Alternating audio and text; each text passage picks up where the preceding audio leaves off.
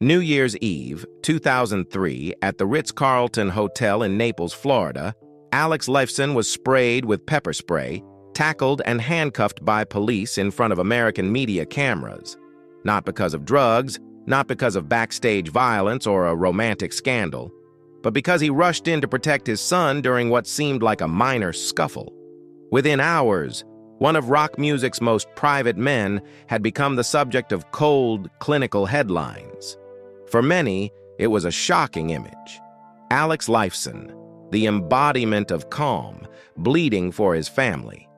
Yet that shock was only the surface of a life built on contradictions. On stage, he was the sonic architect who helped shape Rush, a band once dismissed as too complex, turned away by American radio, yet still forcing the entire market to catch up.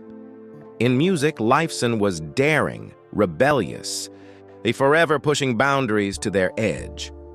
Off stage, he chose silence, endurance, and a marriage lasting nearly half a century. No scandals, no grand statements, no display. Talent carried him to the summit, but hardship and loss followed just as faithfully. The pressure of an immigrant family, years of being ignored by mainstream media, a body worn down by illness, and the grief of losing a lifelong friend. Alex Lifeson is a living paradox, an artist capable of writing progressive rock epics, yet carrying a heart that always turns inward.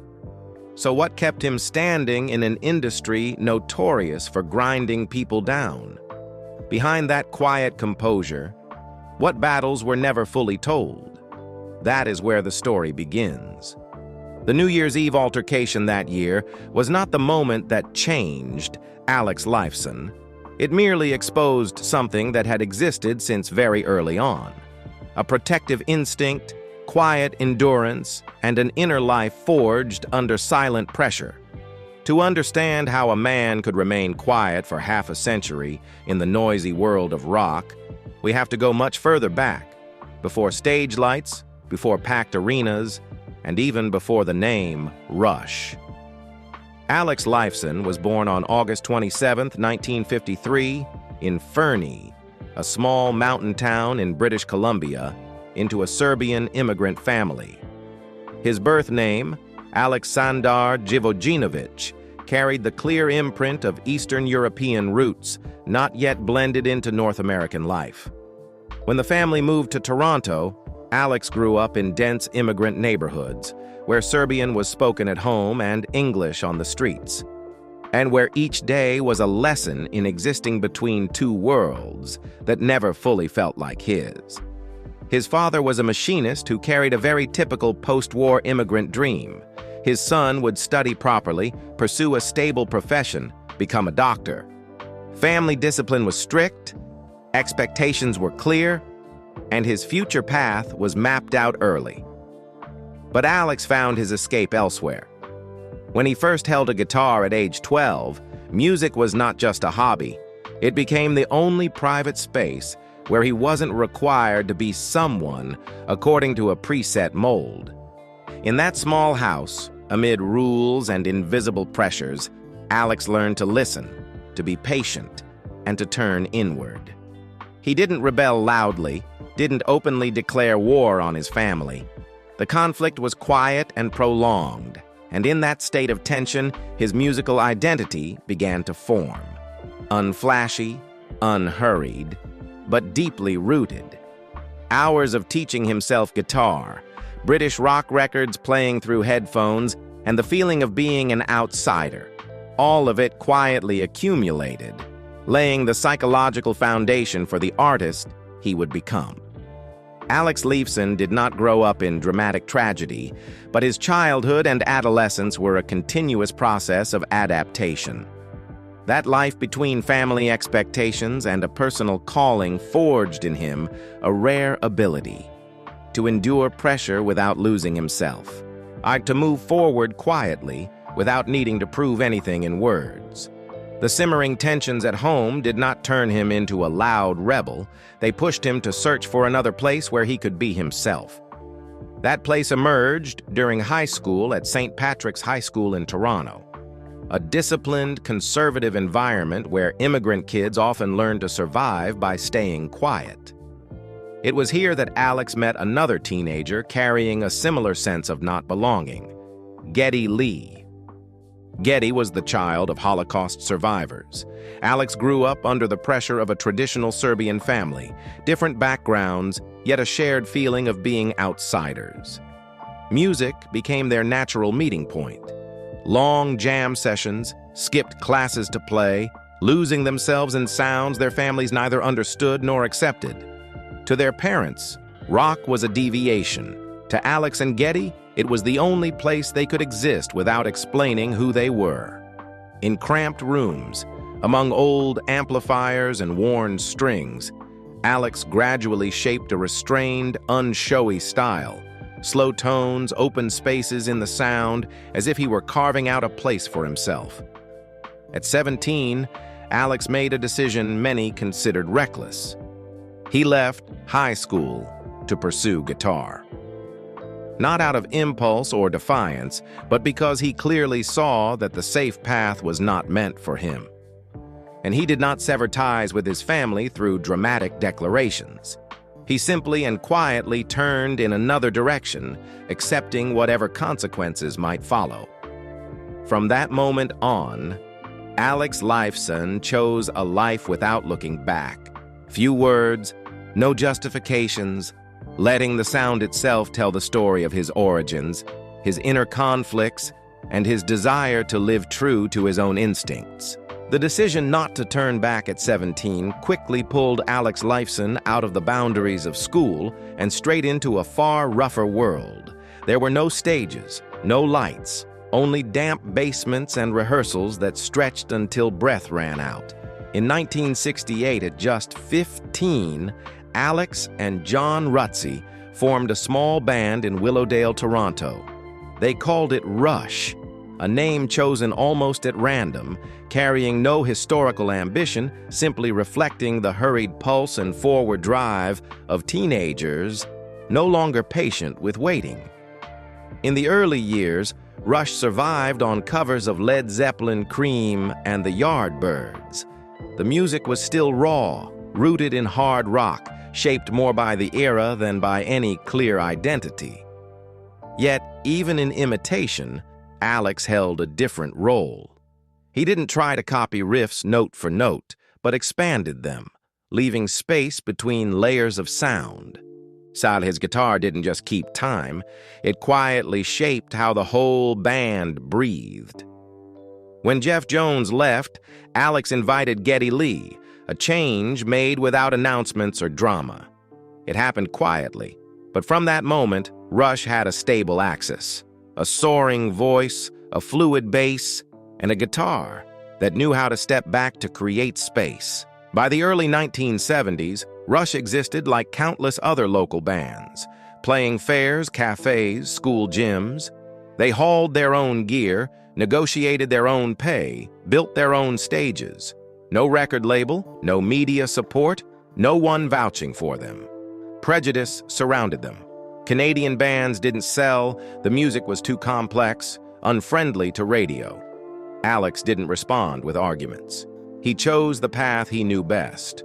Obsessive rehearsal, breaking song structures apart, experimenting with open chords, delay, and off-center rhythms. While many bands tried to become more accessible, Alex quietly moved the opposite way, building a layered guitar style with depth and space, a sound that didn't demand immediate understanding, but forced listeners to pause. And that persistence, through years of being ignored, eventually pushed Rush toward an unavoidable turning point. In 1974, their debut album Rush was released, a milestone, but accompanied by a quiet loss.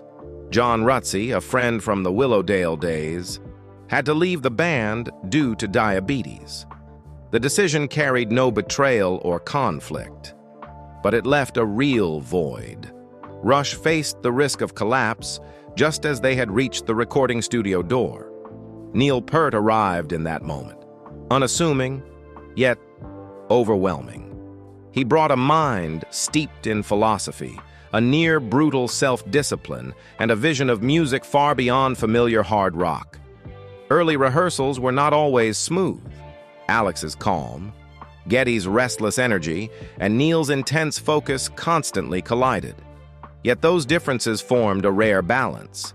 Neil became the intellectual axis, Geddy the tireless engine, and Alex stood between them, quietly connecting everything through sound.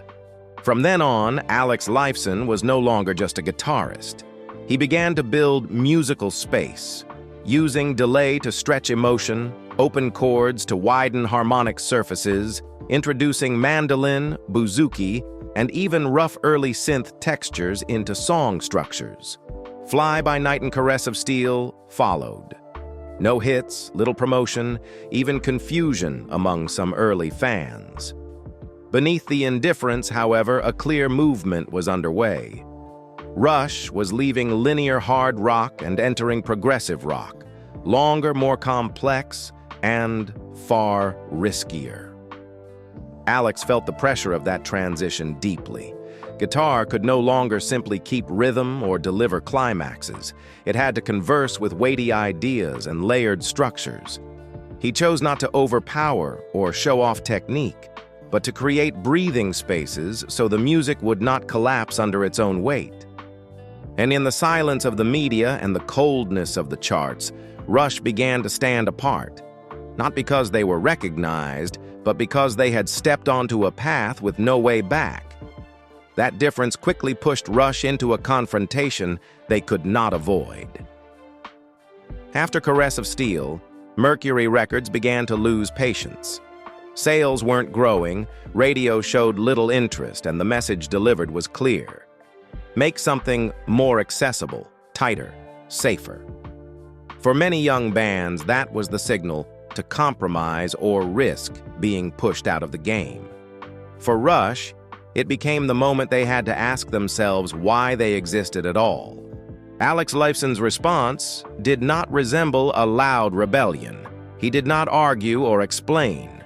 Instead, he, Geddy, and Neil chose the exact opposite path, a nearly 20-minute suite opening the album 2112, telling the story of a future society where music is banned, individuality erased, and creativity treated as a crime. It was not just science fiction. It mirrored Rush's own position at the time, a band being asked to abandon its identity in order to survive. With his familiar Gibson ES 355, Alex filled 2112 with riffs that felt raw and defiant, not ornate, but heavy with force. His guitar did not race to show technique.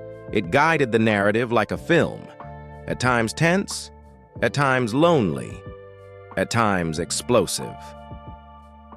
The solos did not exist to display skill, but like the voice of an individual pushed to the edge, a force to speak within an oppressive system.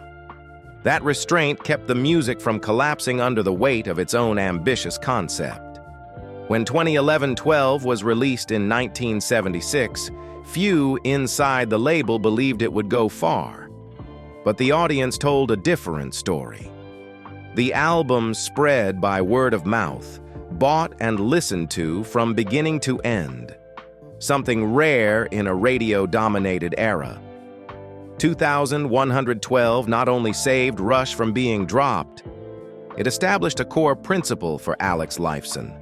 Creative freedom always has a cost, but if you remain firm enough, the market itself will eventually learn to come to the music, not the other way around.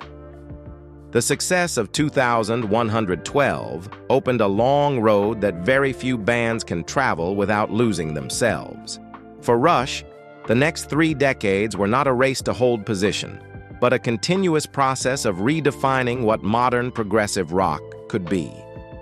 From a farewell to Kings and Hemispheres, with their complex philosophical structures, to permanent waves and moving pictures, which brought Rush deeper into the mainstream without flattening their identity, Alex Lifeson always stood at the band's most delicate intersection. As Geddy Lee pushed further into synthesizers and Neil Peart wrote increasingly idea-dense lyrics, Alex became the one regulating space. His guitar did not compete for the central role. It opened paths so the music could breathe. That restraint kept Rush from suffocating under its own ambition. On signals and power windows, and when many longtime fans questioned the thickening electronic layers, Alex did not resist through nostalgia. He adapted using open chords, texture, and rhythm to preserve the guitar's soul amid the cold walls of synth. Alex Lifeson's solo philosophy also took clear shape during this period. He did not chase speed or technical display. Every lead line was a narrative thread. In Limelight, layers of delay create the feeling of being surrounded by stage lights, fame no longer a reward, but an invisible trap. The spirit of radio shifts from a driving riff into reggae like a sly wink at an industry trying to box everything in. And La Via Strangiato, nearly 9 minutes without words, is an inner journey where guitar leads listeners through distorted dreams without needing a single lyric. Rush did not build their peak through promotional strategy. They rarely appeared on television, did not cultivate scandal, and largely stayed outside the radio game. Yet audiences still came. In Canada, they became a cultural symbol, part of the national identity. In the United States, even with limited radio support, Rush consistently filled arenas. In Europe, they were called the band for thinkers, where music was not only to be heard but to be explored and to linger in the mind. Behind sold-out stages and recordings analyzed layer by layer was a quiet work rhythm that Alex Lifeson almost never discussed. While many guitar heroes delegated technical work to crews, Alex kept the habit of doing everything himself, adjusting amplifiers, fine-tuning each delay level, arranging pedals according to his own feel. Not from mistrust, but because he needed to know exactly how a sound was born before it reached the listener. For Alex, the guitar was not a performance tool, but a living system. Shift one detail, and the entire emotional structure changes. That meticulousness followed him through every technological phase. When MIDI guitar and synth pedals were unfamiliar territory for many traditional rockers, Alex quietly experimented, not to show off, but to expand the storytelling capacity of sound. New textures were not meant to replace guitar, but to stretch its expressive range. From 1974 to 2012, Alex appeared on all 20 of Rush's studio albums, a rare continuity in a rock world where lineup changes are common. His solo projects did not produce hits or climb charts, but that was never the goal. Alex wrote and recorded outside Rush as a different way of breathing, less pressure, fewer expectations, more freedom. That separation kept his role within Rush from being worn down by personal ego. When Rush was inducted into the Rock and Roll Hall of Fame in 2013, a moment awaited for decades finally arrived. Alex stepped to the podium and said, "Blah, blah, blah," for nearly 3 minutes, each time with a different inflection. No justification, no long expressions of gratitude. Just a dry piece of satire aimed at a system that had ignored them for so long. In that silence, Alex Lifeson remained exactly who he had always been, saying as little as possible, letting sound and sometimes silence complete the meaning on its own. Then after the quietly ironic moment on the Hall of Fame stage, Alex Lifeson's private life continued to move to an entirely different rhythm, steady, durable, and discreet, much like the way he fine-tuned every sound parameter. The anchor of that rhythm was Charlene, whom he met in high school in Toronto when they were still teenagers and music had only begun slipping into cramped rooms. They met in the late 1960s, at an age when the future was unclear, money was scarce, and rehearsals stretched longer than any safe plan their families had imagined. That love grew alongside overnight drives, hauling amplifiers, and shows played to nearly empty rooms. While Rush struggled to find its footing, Charlene remained a normal reality for Alex to return to. No spotlight, no demand for explanations. In 1975, just as the band reached a turning point, they married quietly, without display, without turning private life into something to be consumed. The choice reflected Alex himself, avoiding noise, keeping focus on what mattered. Married life soon faced the strain of heavy touring schedules and long recording cycles. Charlene carried the stability so Alex could disappear for months with the band, returning with exhaustion, pressure, and unfinished sound still echoing in his head. Their two sons, Justin and Adrian. I grew up in a household that did not cultivate myth, only discipline and just enough freedom. Alex did not impose an artistic path on them. He understood the cost of early expectation and chose instead to protect their space to choose. That calm was torn open on New Year's Eve, 2003, at the Ritz-Carlton in Naples, Florida. Justin was performing at a private party when police ordered him off the stage over volume concerns, and tensions escalated quickly. Alex stepped in not as a star, but as a father. Within minutes, things slipped out of control. Pepper spray, physical struggle, blood, handcuffs. He was arrested alongside his son, an image shocking for a life that had always remained private. The case moved through court before being settled outside it, leaving a mark that could not be erased from the public record. But in that moment, something the family already knew was laid bare. Alex remained calm until the boundary around his children was crossed. And when it was, he chose to stand in front, accepting the consequences, just as he did in music and in life. And the years of success did not bring scandal or collapse, but they were not free of tension. Alex's protection of his family was always firm, sometimes placing him in confrontation when privacy was threatened. Charlene remained there, quietly holding the rhythm, a presence that needed no spotlight, helping Alex balance the noise of the stage with the stillness of home. In a relationship lasting decades, endurance came not from grand declarations, but from the habit of moving through the hardest phases together without turning them into performance. That privacy was shattered in an instant no one expected, again on New Year's Eve, 2003, at the Ritz-Carlton in Naples. Not a studio, not an arena stage, but a private event where Justin was playing.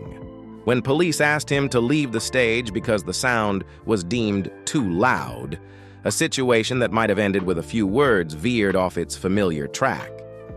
The air tightened, voices overlapped, and the usual boundaries of a controlled space vanished. Alex appeared in a role the public had rarely seen so clearly. No longer the man standing stage left, head bowed over a pedal board, he stepped into a scuffle where his first instinct was not reputation or image, but protecting his son. Pepper spray hit his face. His body was taken down, handcuffs locked in place, raw details that quickly spread across American headlines. Followed by court proceedings and days under unfamiliar scrutiny. The case ended in an out-of-court agreement, but its aftertaste did not disappear with the paperwork. It was a rare blemish on the surface of a life that had always avoided noise. The calm that defined Alex did not vanish. It transformed.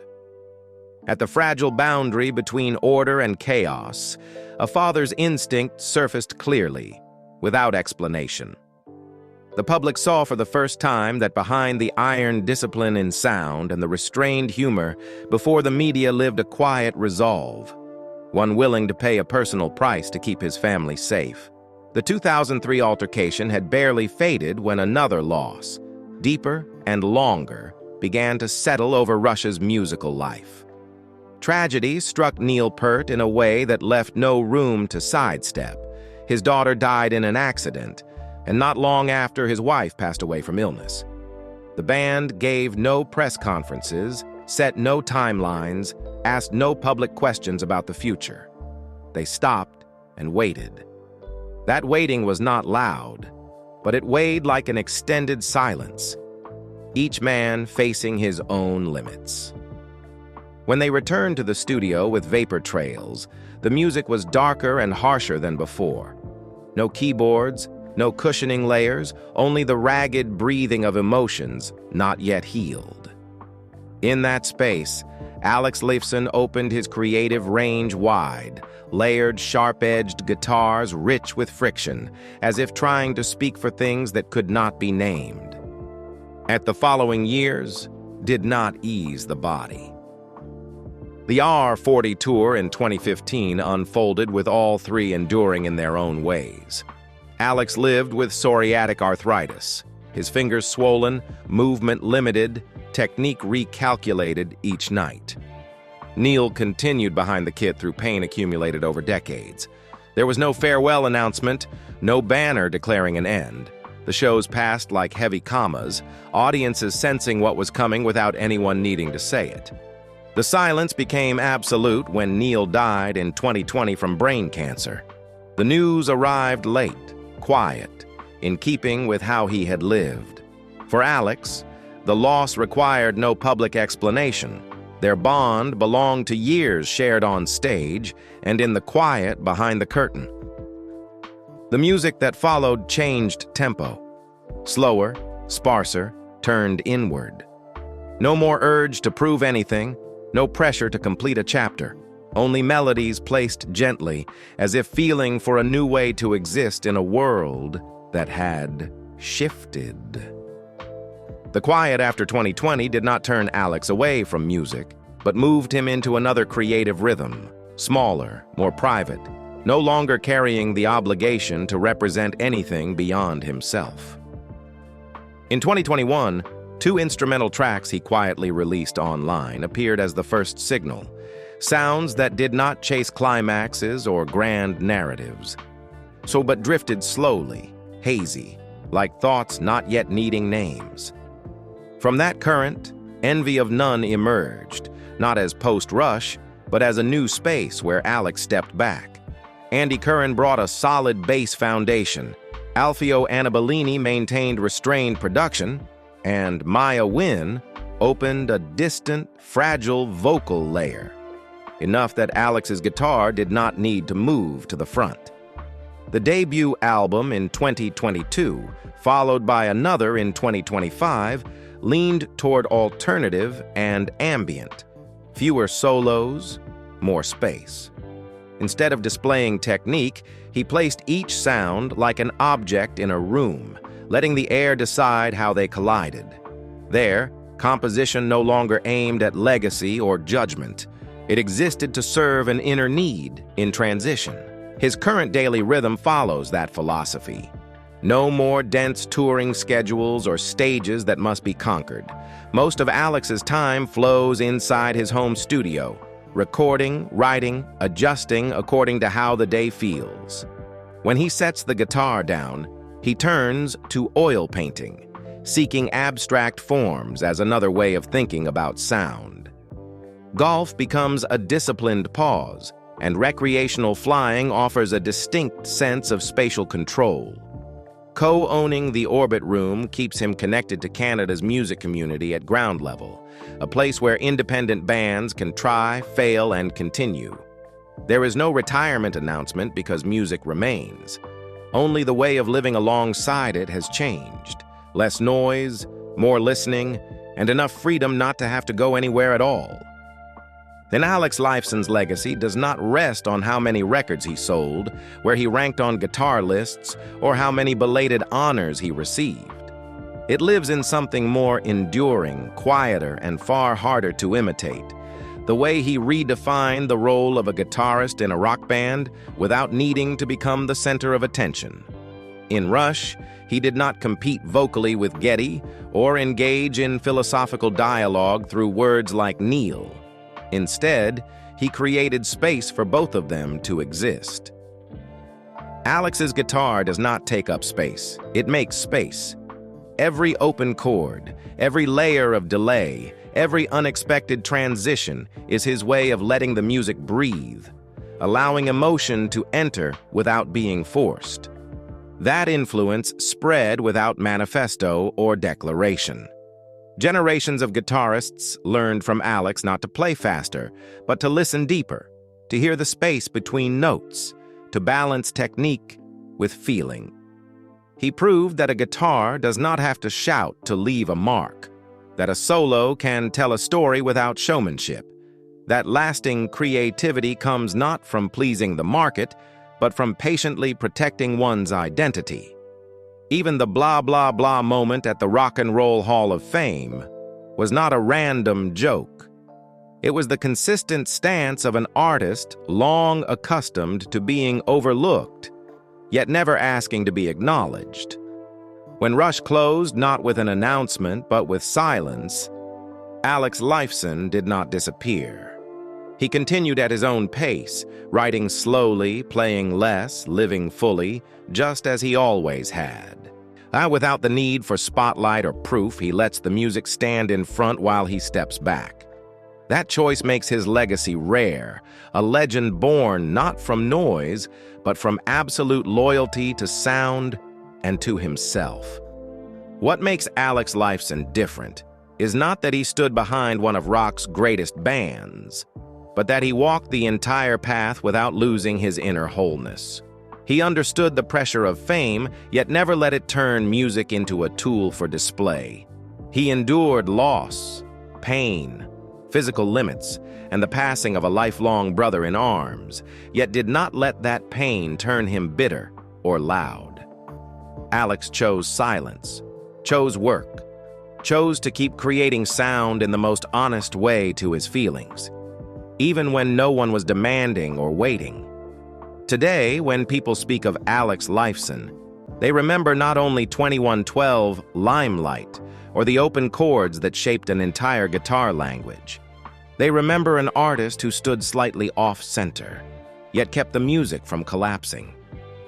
A man who never needed to prove greatness because he never betrayed what first led him to the guitar as a teenager.